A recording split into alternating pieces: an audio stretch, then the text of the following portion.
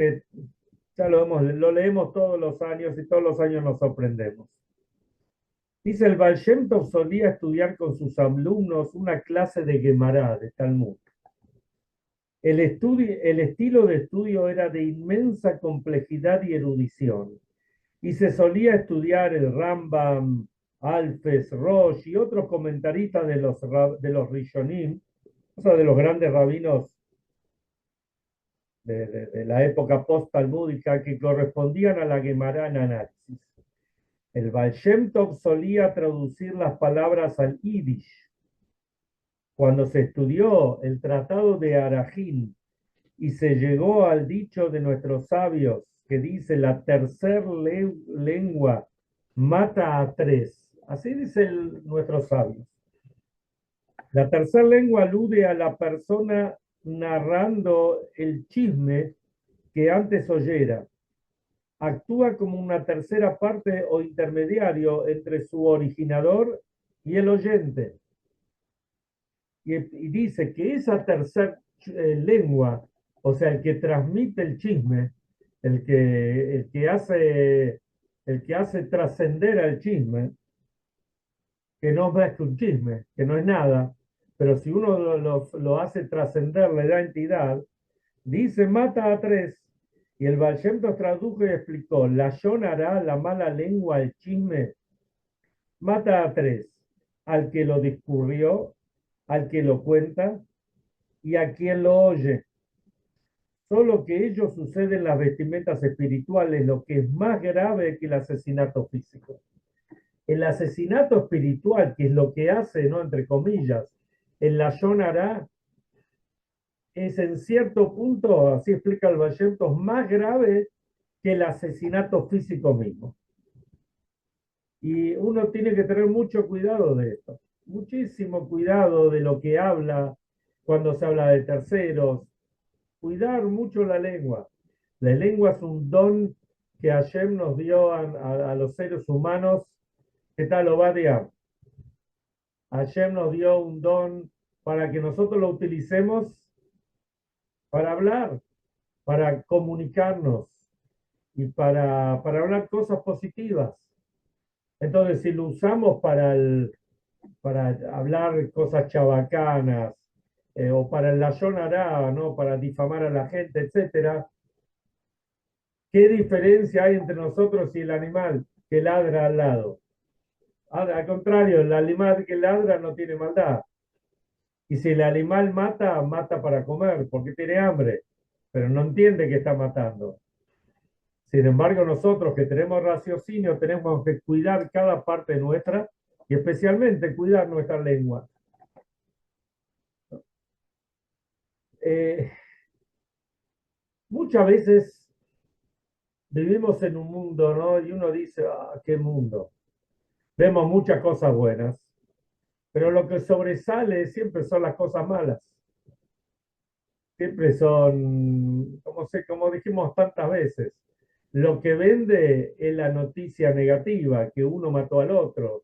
Y mientras más terrible fue el asesinato o el robo, más vende. O la corrupción, o lo que sea. Seguro que en el mundo hay mucho más cosas buenas que malas, porque así lo dice la Torá, pero eso no lo vemos, como decíamos antes, no vende eso. Pero en nuestro mundo pequeño, está el mundo general, el mundo grande, pero también está el mundo chiquito, el mundo nuestro. Y nosotros queremos trascender en nuestro mundo. Y ese mundo es desde nuestra casa, nuestro negocio, nuestra Keilah, nuestra escuela, nuestra comunidad, el círculo de amigos. ¿Y cómo queremos trascender?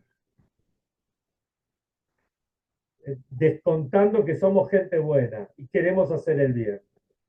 ¿Cuántas veces queremos cambiar cosas? Cambiar cosas con nuestros hijos, que no nos dan bolilla, con compañeros de trabajo, con compañeros de la comisión directiva, con lo que sea, cada uno en el círculo, en el ámbito donde está.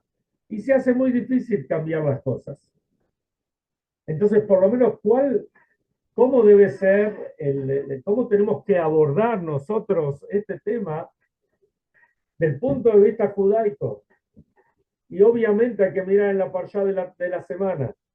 Si el Zohar dice, Istakel beoraita ubara olma, que Dios miró en la Torá y creó al mundo, entonces cuánto más aún nosotros tenemos que mirar en la Torá. Y de esa forma vamos a crear al mundo, vamos a crear positivismo en el mundo.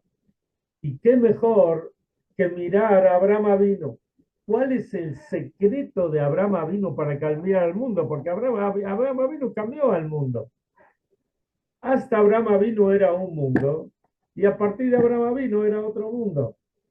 Algo interesantísimo.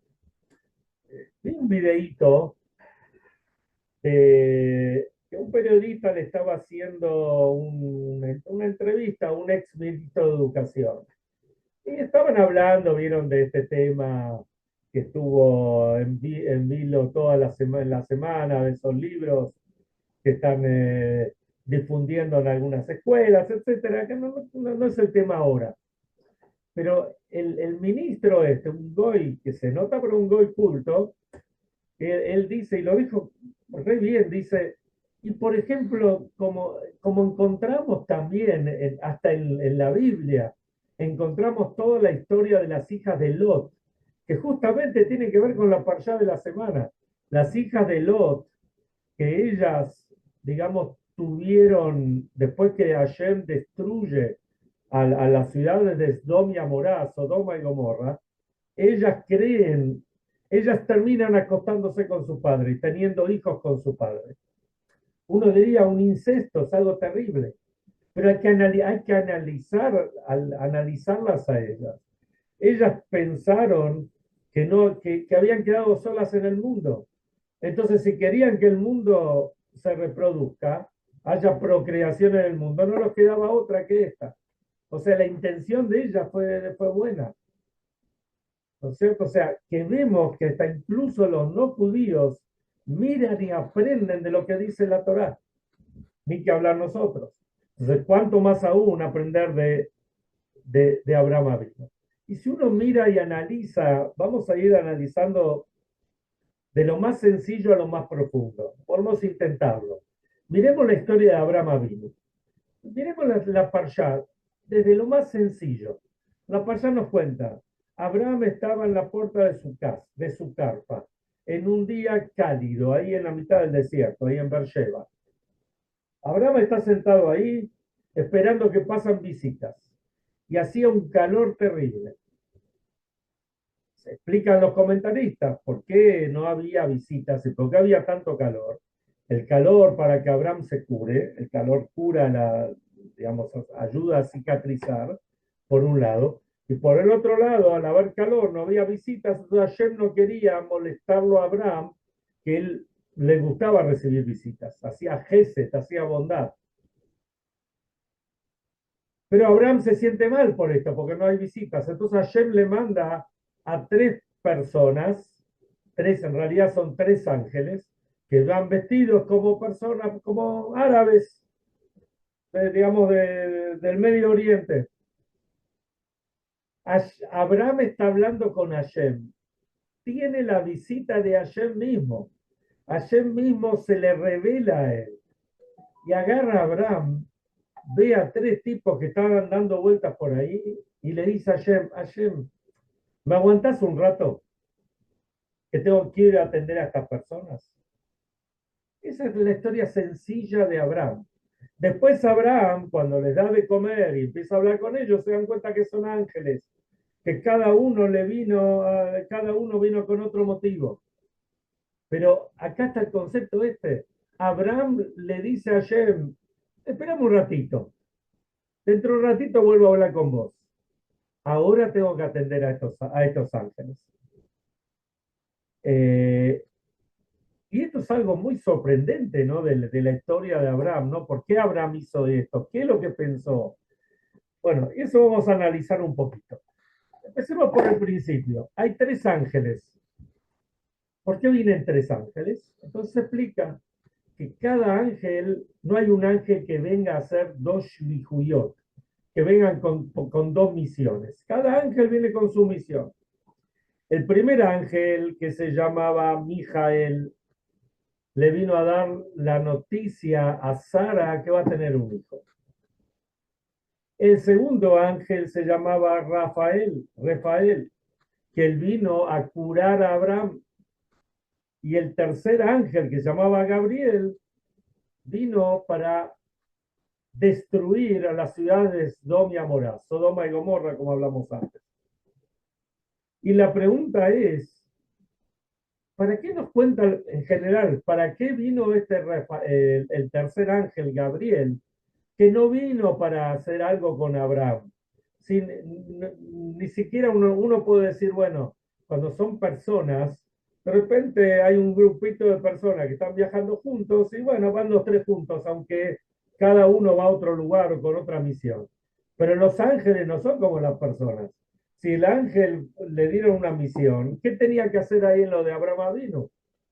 Tenía que haber sido dos ángeles y el tercer ángel ir a destruir a Sodom como le hicieron como fue su misión. Entonces, ¿qué hacía ahí? ¿Qué tiene que ver él con todo esto? ¿No quería ir a comer? El ángel necesita comida.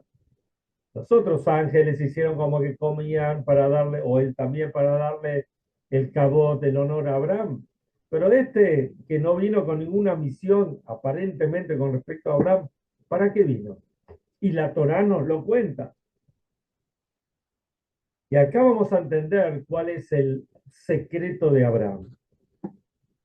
Primero encontramos la discusión, o más adelante encontramos la discusión entre Hashem y Abraham, o entre Abraham y Hashem. Hashem dice, hola, ¿cómo va? ¿Este cuál Diego, es? ¿qué Ah, se Yo soy Diego, dice? el el chiquito, menor. que no conozco. ¿Cómo Ahí estás, va. Diego? Bien, todo Bueno, bien. bueno, muy Bueno, no. bien. Puedes escuchar, no pasa nada. Estás invitado. Bueno, Abraham vino y Hashem empiezan una discusión por la gente de Sodoma. Hashem, ¿qué es lo que hacía esta gente de Sodoma y Gomorra?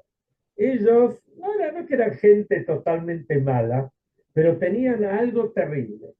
No querían que venga gente a habitar a su tierra, que vengan a molestarlo, que vengan visitas.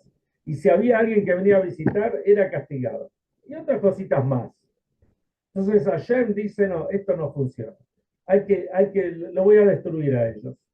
Pero si yo le prometí esta tierra a Abraham, no los puedo, digamos, destruir a Abraham, a ese pueblo, sin pedirle permiso a Abraham, sin avisarle por lo menos a Abraham. Cuando Hashem le dice a Abraham, entonces Abraham le dice, y Abraham empieza a pedir por ellos, por tipos que eran. ¿Qué le importaba a Abraham sobre esa gente? Pero Abraham, que era Gesed, era bondadoso, empezó a pedir. Le dice a Hashem, decime a Hashem, si hay 50, eran 5 ciudades que se iban a destruir. Si hay 50 tzadikim, 50 piadosos justos, ¿vas a destruir a estas ciudades por estos 50? Hashem le dice, ¿sabes qué, Abraham? Si encontrás 50 tzadikim, yo no la destruyo.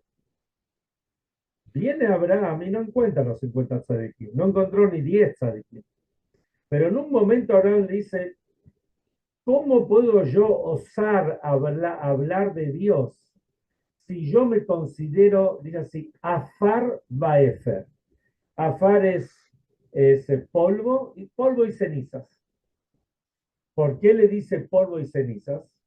Porque ya podía haber sido polvo, si no, como vimos la semana pasada que luchó contra todos los ángeles, y podía haber sido cenizas cuando el rey Nimrod lo metió en el horno.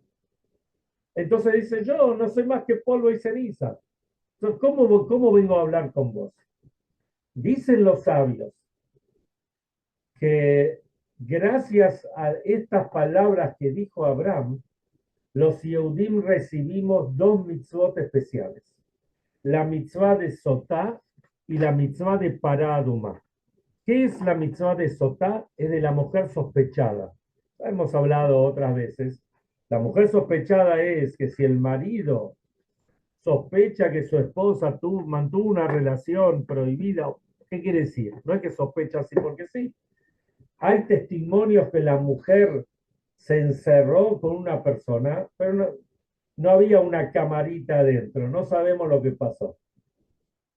Entonces, como no tenemos el testimonio que estuvo encerrada con un tipo, pero no tenemos el testimonio de lo que pasó ahí adentro.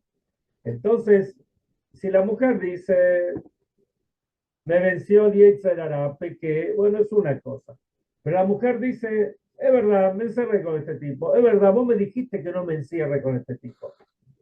Pero me encerré, pero estuvimos trabajando, estuvimos hablando de otras cosas. Entonces, a la mujer se la llevaba al Bet HaMikdash. Había todo un proceso, y ese proceso terminaba que ella tenía que tomar como un líquido, un agua que estaba mezclada con polvo, y a su vez se borraba, se escribía el nombre de Hashem como en una mezuzá, en un pergamino, y eso se borraba sobre el vaso ese con el agua y el polvo, y ella bebía de este líquido. Si era inocente, era como un elixir, iba a tener una vida maravillosa.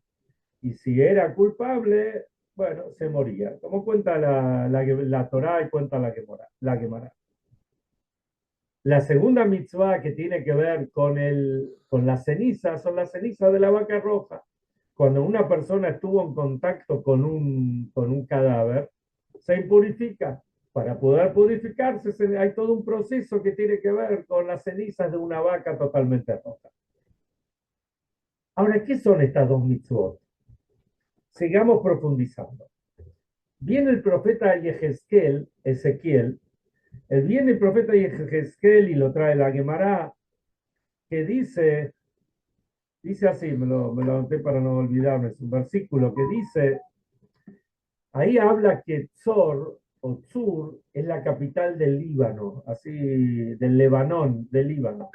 Dice, cuando Tzur estaba, digamos, en su auge, en su apogeo, es porque Jerusalén estaba para abajo, estaba destruida. Y si Jerusalén estaba para arriba, estaba en su apogeo, es porque Sur estaba destruida. Entonces, ¿qué significa esto? Cuando vemos nosotros que el mal, que la impureza, el mal se fortalece, ¿qué tenemos que hacer? Tenemos que fortalecer. Sor, digamos, representa a las impurezas, al mal.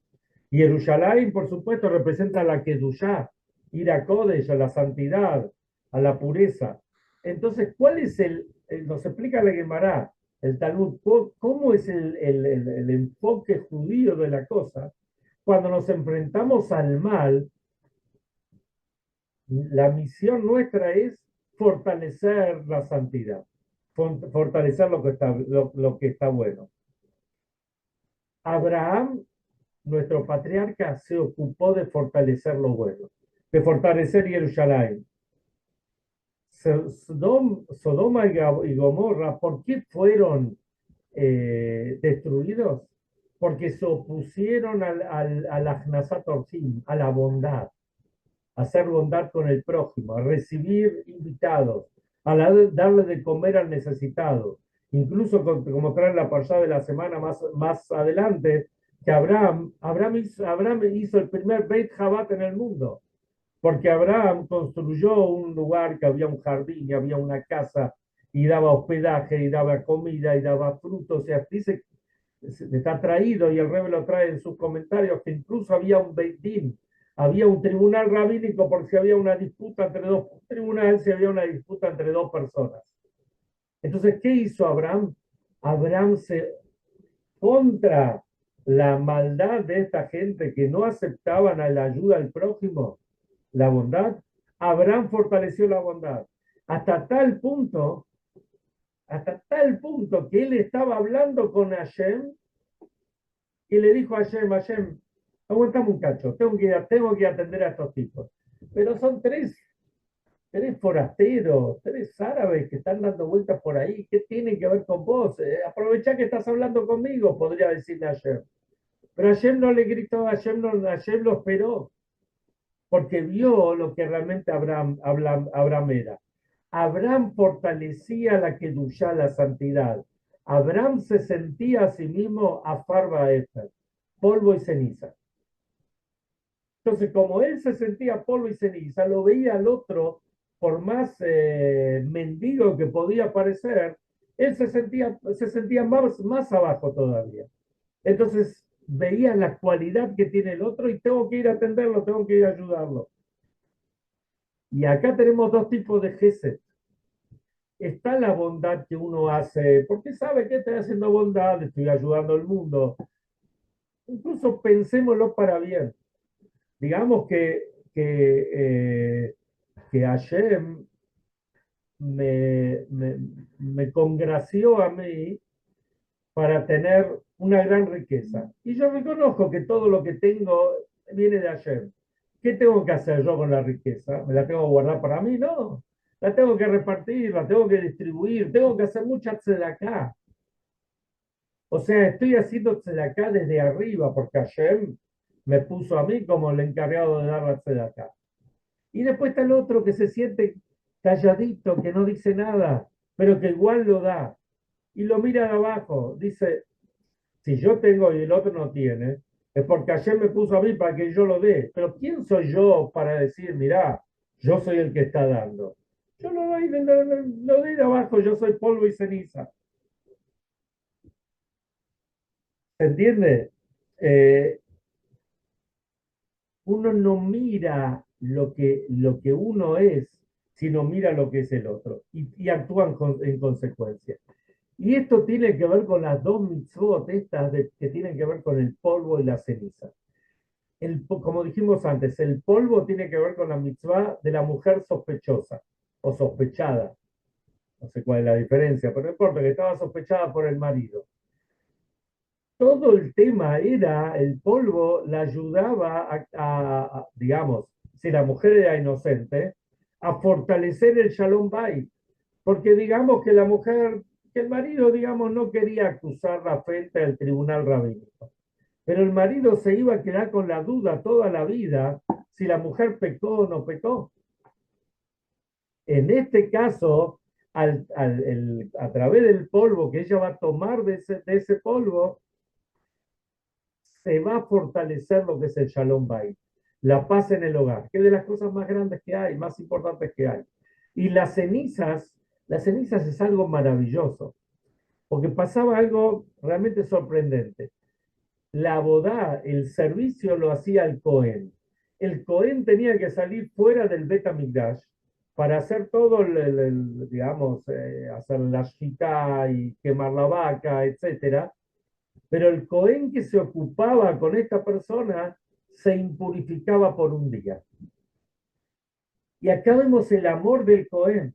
El Cohen largaba todo, largaba estar en el templo con todo el oficio y el servicio en el templo para ir a ayudar a otro Yehudí para que esté puro.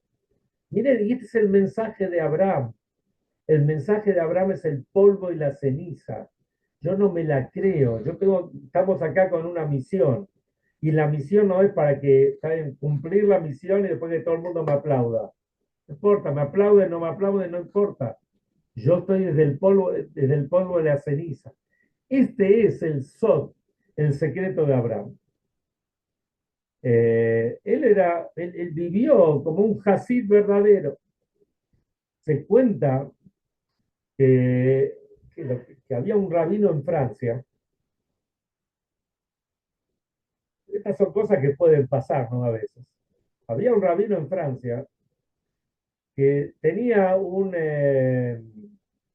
una persona ahí del templo que un feligrés, podemos llamarlo así, todos los viernes a la noche, cuando este feligrés venía al templo, se acercaba al rabino y le decía de todo. Todos los defectos que el rabino tenía, se lo decía de arriba abajo.